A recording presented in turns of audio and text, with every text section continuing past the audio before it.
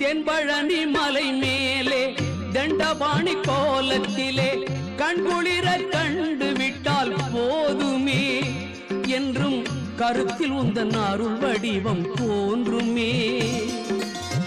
தென்பழனி மலை மேலே தண்டபாணி கோலத்திலே கண்குளிர கண்டு விட்டால் போதுமே என்றும் கருத்தில் உந்தன் அருள் வடிவம் தோன்றுமே.